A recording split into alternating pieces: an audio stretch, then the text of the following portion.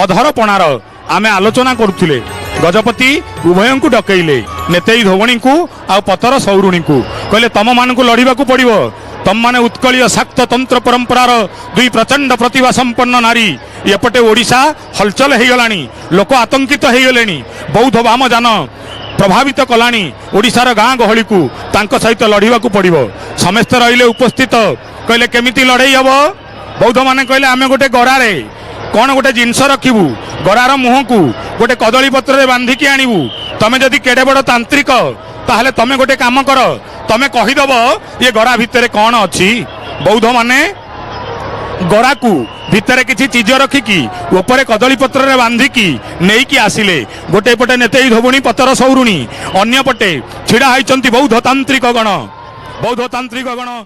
भाव वर्णना है महाप्रभु को दशमी किंबा एकादशी दिन अधरपणा हवार व्यवस्था जेहेतु तीन जन तरफ महाप्रभु निमंते अधरपणार व्यवस्था रही। प्रभु जेहेतु जात समाप्त करी श्रीमंदिर मध्य को प्रवेश करने निमंते प्रस्तुति ग्रहण करुचंती। महाप्रभु समस्त को आनंद बांटिबे। रंगाधर को चुंबन करुवा अधर हांडी पणा को समस्त मध्य वितरण करेंगे से निमंते गोटे दिन बड़ ओडिया मठ तरफ गोटे दिन राघव दास मठ तरफ आउ गोटे दिन गजपति महाराजा तरफ यहीपरि भाव में पूर्व काल में तीन काल महाप्रभु को गोटे गोटे गोटे हांडी एमती तीन हांडी पणा तीन दिन में समर्पण करा जाउथिला। किंतु परवर्ती पर्यायर महाप्रभुंर बाहुड़ा दशमी लक्ष्मी नारायण भेटरे विलंब एवं ता सहित एकादशी दिन बड़ चढ़ाऊ सुवर्ण बेसर विपुल संभार थिवारु द्वादशी दिन गोटे दिन में तीन हांडी पणार व्यवस्था अच्छी।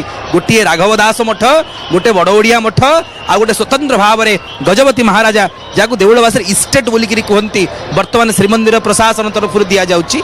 ए थिला अधरपणा को नहीं ऐतिहासिक पृष्ठभूमि। एतद् भिन्न भक्त बंधु आपण शुणिले आह्लादित हेबे।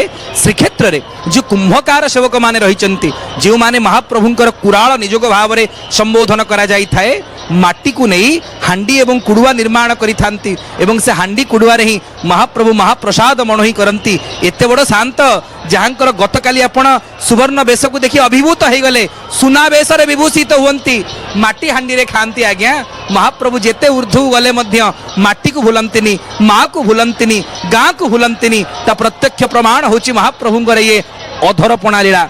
सुना बेसर विभूषित भिन्न भिन्न प्रकार अलंकार लगी होचंती हेले माटी हांडी रे खाउचंती। माटी सहित जड़ित थिवा दिय होचंती माटीर दिय कोटी ओडियार मौडमणि जगन्नाथ। दर्शक बंधु जेतेबेले महाप्रभुंकर पहंडी विजय उत्सव आरंभ होई थाए स्नान पूर्णिमा दिन अबा रथयात्रा दिन आपण देखुचंती जे हनुमंत लाल छोटिया घरे अछंती ठणारे अछंती तांगना भज हनु से अछंती छाउणी मठ सम्मुखस्थ कुपर दायित्व रे से जे पर्यंत जगिकी रहिचंती जाग्रत प्रहरी भाव रे दास्य भक्तिर आचार्य चरण साक्षात बजरंग वाली वीर हनुमंत लाल से पर्यंत महाप्रभुंक सेवारे महाप्रभुंकर उपचार रे कोनोसी बाधा कोनोसी विघ्न सृष्टि हो नहीं। भग्न हो गला बर्तमान समस्ते संतुष्ट हो गले सुंदर भाव में दृश्य आपण माने देखुचंती ये माँ सुभद्रांकर रथरे प्रथमे देखुचंती सुंदर दृश्य को ये जो अवलोकन करुछंती आपण संदर्शन करुछंती ये दृश्य को ये भव्य दृश्य ठाकुर पाखरे वर्तमान ये दृश्य सुंदर दृश्य देखुचंती बर्तमान भग्न हेले ये पणा हांडी तेणु जगत आज मंगल हेउ जगतर कल्याण हेउ समस्ते शांति हुंतु जहाँ कहते उद्धार करबा पई से विश्व प्राण विश्वेश्वर आहा सुंदर भाव में देखुचंती वर्तमान भग्न हो गले तीन गोटी तुम्बी वर्तमान समस्त शांति हो गले जगत उद्धार हो गला तेणु समस्त